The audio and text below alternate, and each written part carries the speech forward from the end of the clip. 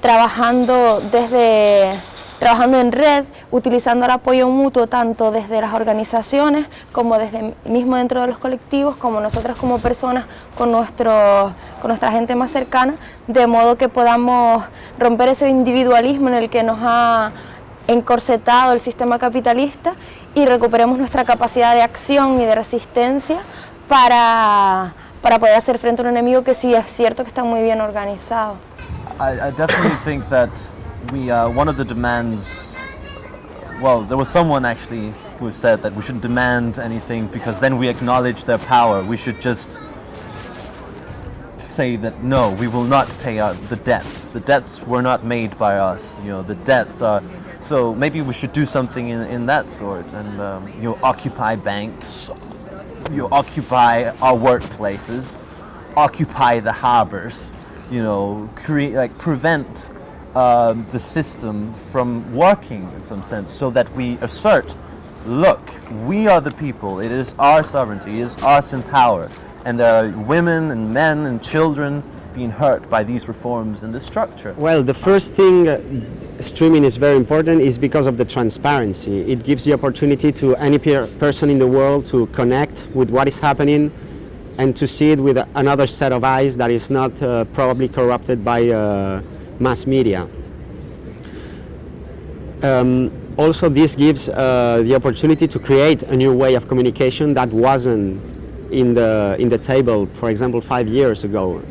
Even 2 years ago, nobody in Spain knew what live stream was, and now a lot of people are doing their own channels, most of them for activist reasons, but some people are doing it too for, I don't know, to stream their birthday or a party or an event that is not related with activism. It's to me, it's a key tool. It's not the unique tool. Of course, we have Twitter, we have the social networks. It's there a lot of ways to communicate, but here everyone has the chance to see the whole conference as if they were here. They cannot participate directly because it's not possible at the moment, but I suppose in the future, maybe with Skype and technologies as such, we will be able to do meetings like this without having to come all to Firenze. That's what I hope for the future. Also, streaming is a very important weapon because in Spain, for example, we use it as a defense mechanism against the police. If the police is doing something illegal and we shoot it and then they take our cell phone, it doesn't matter because the footage is already in the internet.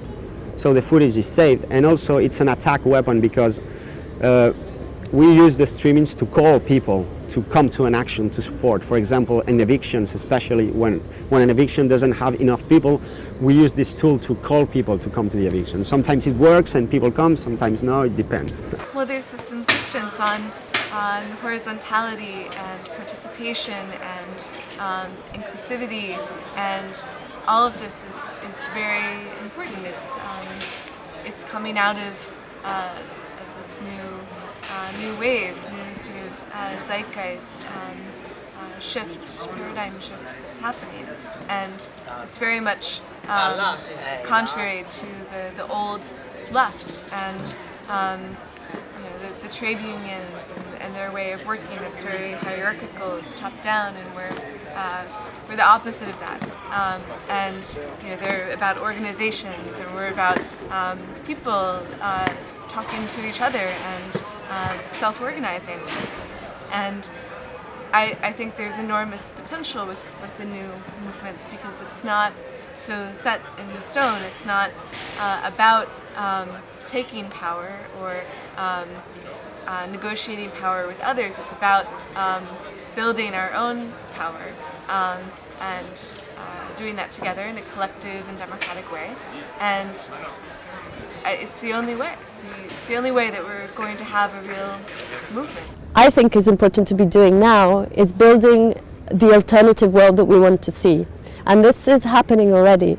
I think it's important that we prepare the, let's say, safety nets, because I don't think the structures that are in place are going to survive. And we're seeing this already in Greece, in Spain. The structures are collapsing, and what is happening is that people are self-organizing. And what is interesting is that there were already some of these self-organizing practices were already happening in the last 20 or 10 years, you know, like cooperatives and sharing economies and things like that.